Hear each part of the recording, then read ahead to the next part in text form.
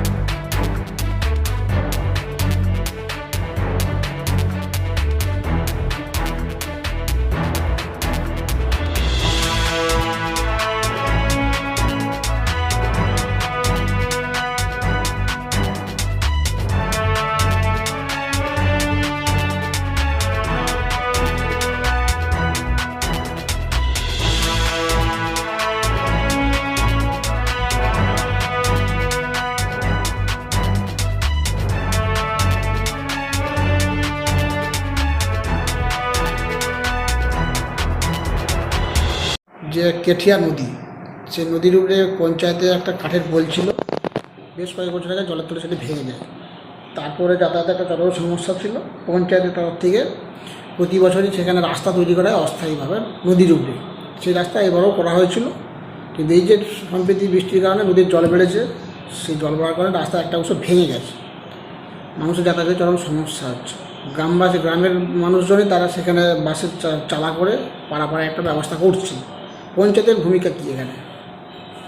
দেখুন, এই কেঠিয়া এবং শিলাবতী নদীর উপরে যে দুটি ব্রিজ, কংক্রিট ব্রিজের দাবি, এটা এই এলাকাবাসীর দীর্ঘদিনের, আজকের নয়। কিন্তু বিগত যেই সরকারগুলো ছিল, তারা আমাদের যে দাবি, সেই দাবি তারা পূরণ করতে পারেনি।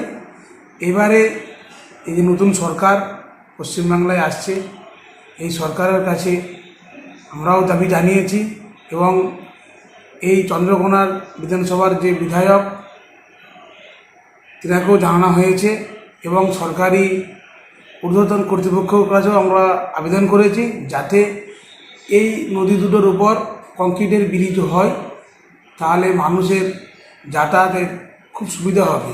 এবং এই দুটি ব্রিজ হলে শুধু আমাদের এই পার্শ্ববর্তী গ্রাম নয়, 3টে জেলা, আমরা 3টে জেলার বর্ডারে আমরা অবস্থান করছি।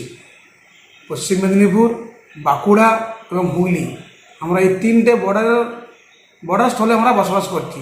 এই ব্রিজগুলো হলে এই 3টে জেলার মানুষের যাতায়াতের যে দূরত্ব অনেকটা কমে যাবে। তাই আমরা এই আশা করব যে এই নতুন সরকার এই ব্রিজ দুটি নির্মাণ করবে, এবং আমরা প্রত্যেক বছর মানুষের যাতায়াতের জন্যে আমরা শিলাবতীর উপরে আমাদের বাসের ব্রিজ এবং এই কেঠিয়ার উপরে মানুষের যাতায়াতের জন্য আমরা একটা মাটির অস্থায়ী রাস্তা তৈরি করে দিই। কিন্তু সেই রাস্তা তো ভেঙে গেছে এখন। হ্যাঁ, ভেঙে গেছে। এখন তো বর্ষায় অবশ্যই ভাঙবে, একটা প্রাকৃতিক বিপর্যয় এবারে বর্ষাকাল মানে।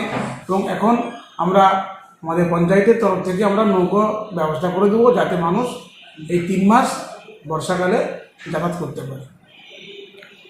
এরকম বিভিন্ন খবরের আপডেট পেতেই ফলো করুন 24 ঘন্টা লাইভ চ্যানেলটিকে।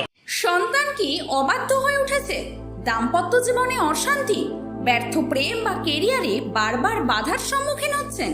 চিন্তা নয়, মাতৃ সাধক জ্যোতিষবিদ আচার্য শ্রী রঞ্জিতানন্দের নিখুঁত বিচার ও সঠিক প্রতিকারে পেতে পারেন সমস্যার সমাধানের দিশা। নমস্কার, আমি মাতৃসাধক জ্যোতিষবিদ ও হস্তরেখাবিদ আচার্য শ্রী রঞ্জিতানন্দ। আজই বুকিং করুন 9836459511 এই নম্বরে।